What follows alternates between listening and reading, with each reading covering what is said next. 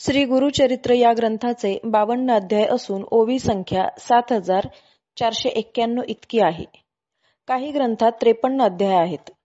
त्याची विभागणी ज्ञानकांड, कर्मकांड, भक्तिकांड यांचा समन्वय यात साधला असून या तीनही उपासनांसाठी गुरुचे मार्गदर्शनच कसे आवश्यक आहे याचे अतिशय सुंदर आणि मर्मग्राही विवेचन ग्रंथकर्त्याने आपल्या ओघवत्या भाषेत केले आहे. या ग्रंथात श्रीपाद श्रीवल्लभ व श्री नृसिंह सरस्वती यांच्या लीलांचे चमत्कृती पूर्ण वर्णन रसाळपणे केले आहे. इतकेच नव्हे तर श्री गुरूंच्या चरित्राच्या निमित्ताने त्यांच्या असंख्य लीलांचे कथात्मक निरूपण अतिशय सुबोध व प्रासादिक भाषेत केले आहे. याशिवाय व्रतवैकल्यही सांगितले आहेत. यात्रांची वर्णने केली आहेत. आचारधर्म शिकवला आहे. मूल्यांची रुजवण केली आहे. सर्वसामान्य मनुष्याने ईश्वरापर्यंत पोहोचण्यासाठी कसे आचरण ठेवायला हवे याचे मौलिक मार्गदर्शन गुरुचरित्रात केले आहे.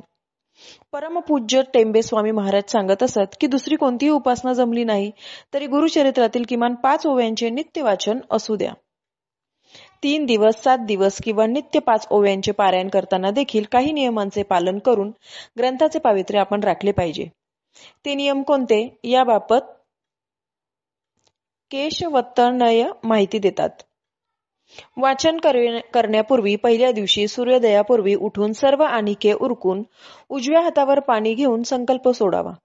आचमन, प्राणायाम व देश कालाधिकांचा उच्चार झाल्यावर ज्या उद्देशाने अनुष्ठान करावयाचे असते त्याचा उच्चार करून म्हणजेच देवतेला आपला हेतू सांगून त्या देवतेच्या कृपेने तो हेतू पूर्ण होण्यासाठी हे कर्म करत आहे असे सांगून पाणी सोडावे.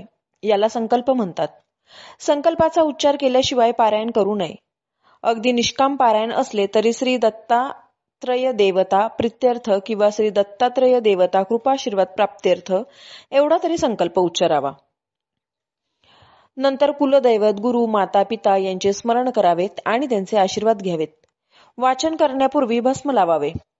वाचनापूर्वी संध्याकाळी 108 गायत्री मंत्राचा जप अवश्य करावा. देवासाठी एक पाट मोकळा ठेवावा. पारायण काळात साक्षात दत्त गुरु फेरी मारतात अशी दत्त भक्तांची श्रद्धा आहे. यासाठी पाटावर कोरे वस्त्र अंथरून ठेवावे. वाचन मनातल्या मनात न करता खड्या आवाजात करावे. वाचन संपेपर्यंत आसन सोडू नये. मध्येच कुणाशी बोलू नये. पारायण काळात देवापुढे 7 दिवस अखंड नंदादीप तेवत ठेवावा व सुंदर रांगोळी काढावी. कायिक, वाचिक, मानसिक ब्रह्मचर्य निक्षून पाळावे. या 7 दिवसात दाढी करू नये तसेच केस व नखे देखील कापू नयेत. पारायण काळात तिखट, मीठ, आंबट, कांदा, लसूण, परान्न कटाक्षाने टाळावे. एकभुक्त राहावे. सायंकाळी दूध प्यावे. जमिनीवर चटई किंवा पांढरे घोंगडे टाकून दत्तस्मरण करत निद्राधीन व्हावे. समारोपाच्या दिवशी नैवेद्य करावा. रोजचे वाचन झाल्यावर पोथी बंद करू नये. ती उघडीच ठेवावी. आसनावरून उठण्यापूर्वी तिला हळद कुंकू व फूल वाहून नमस्कार करावा.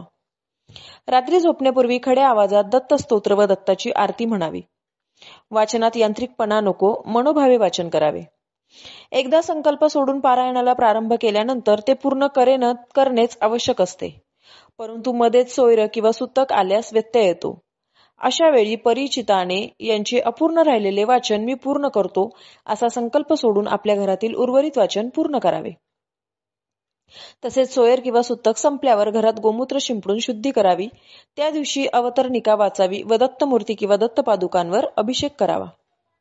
या ग्रंथाचे वाचन करताना महत्वाचा नियम पाळावा.